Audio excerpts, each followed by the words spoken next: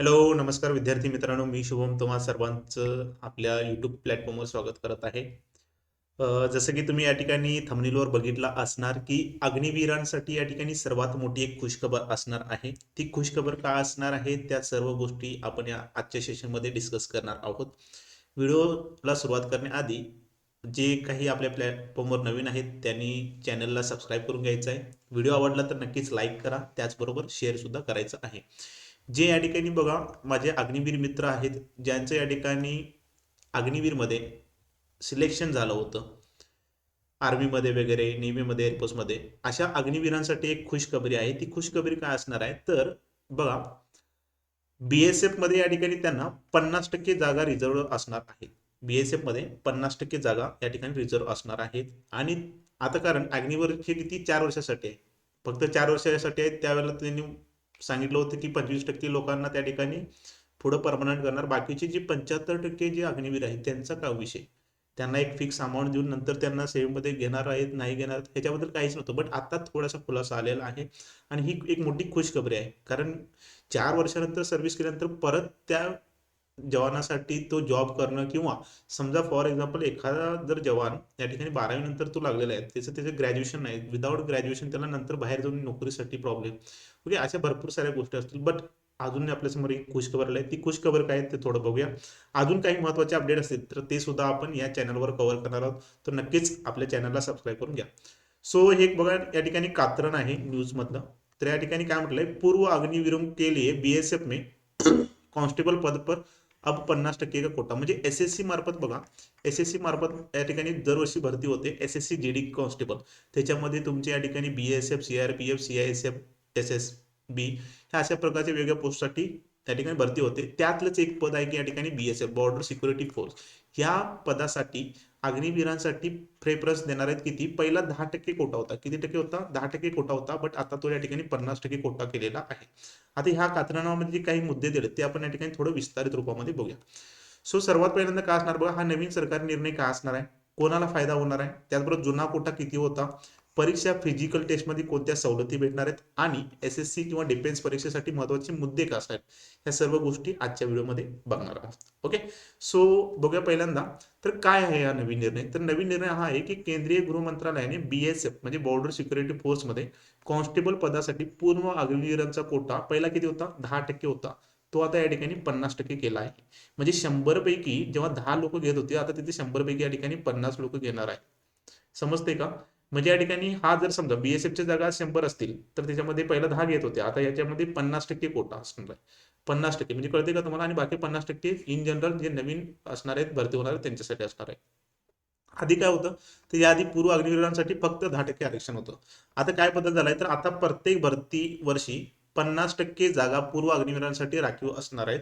ही तरतूद BSF general duty cadre recruitment rules 2015 मध्ये बदल करण्यात आलेले आहे. ओके, आता हे कधीपासून लागू होणार आहे, तर 2027 पासून. आता जी 2026 ची भरती निघालेली आहे त्याच्यामध्ये लागू तर होणार नाही, पण 2027 पासून. ओके, 2027 पासून, कारण 2022 ला हा निर्णय निघाला होता. 2022 ला हा अग्निवीराचा अग्निपथ योजनेचा या ठिकाणी निर्णय निघाला होता, आणि आता पहिली बॅच या ठिकाणी बाहेर पडणार आहे. ओके, आणि त्या बाहेर पडल्यानंतर त्यांना काहीतरी चांगली संधी भेटली आहे. ओके, म्हणत होते की आता बाहेर पडल्यानंतर काय होणार, कसं होणार आहे, बट त्यांच्यासाठी सुवर्ण संधी असणार आहे. कारण एसएससी जेडची दरवर्षी वॅकन्सी निघत आहे. 25,000 प्लस आता सध्या वॅकन्सी निघालेली आहे, तीच वॅकन्सी वरून 50,000 प्लस होणार आहे. ओके, कारण मागचा ट्रेंड जर बघितला तर पहिला कमी वॅकन्सी दाखवली, पण जेव्हा फायनल जॉईनिंग होतं त्यावेळेला ती वॅकन्सी जास्त होती. ओके, सो अजून काय निर्णय बघूया. तर याच्यामध्ये पूर्व अग्निवीरांना मिळणाऱ्या सवलती कोणत्या होत्या, तर फिजिकल टेस्टमध्ये सवलत होती, म्हणजे शारीरिक तुमचे पीएसटी असेल किंवा पीईटी जे असेल ह्याच्यामध्ये तुम्हाला डायरेक्ट सवलत होती. तुम्हाला रनिंग करायची गरज होती ना, तुम्हाला काही हाईट बीट काही नाही, डायरेक्ट तुमच्या या ठिकाणी फिजिकल क्लिअर. ओके, त्याच्यानंतर आता पण तुम्हाला तेच असणार आहे.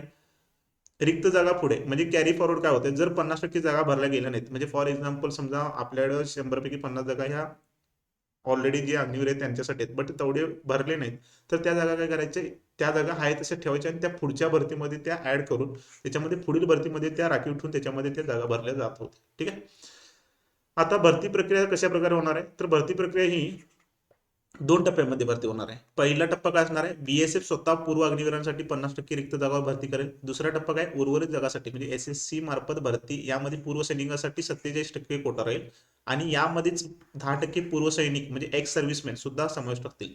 आता याच्यामध्ये दोन मध्ये आहेत, एक अग्निवीर असणार आहे, ओके, एक अग्निवीर असणार आहे आणि दुसरा जो आहे तो एक्स सर्व्हिसमॅन.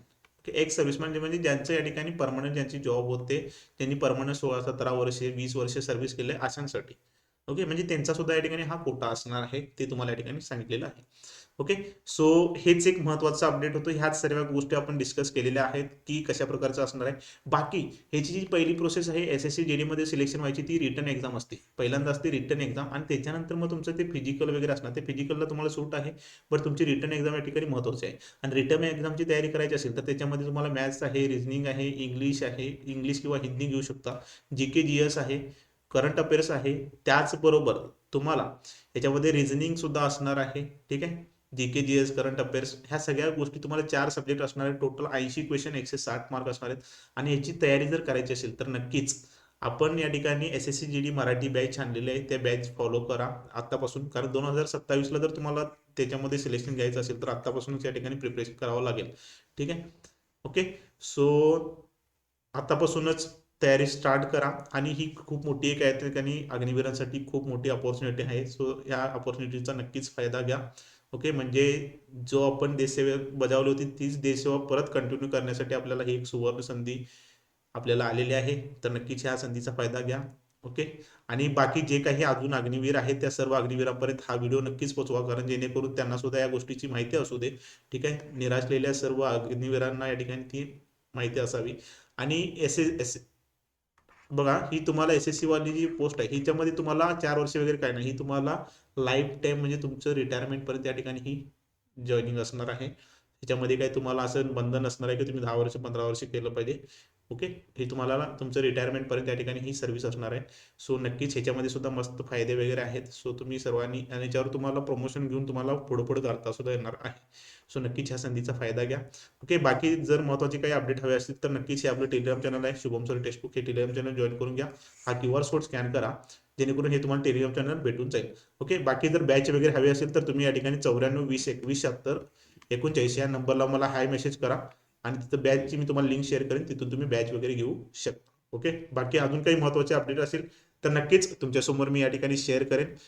तब तक के लिए या चॅनलला सबस्क्राईब करून घ्या आणि व्हिडिओ आवडला तर लाईक करा आणि त्याचबरोबर शेअर करा. Thank you so much. Bye bye, take care, Jai Hind.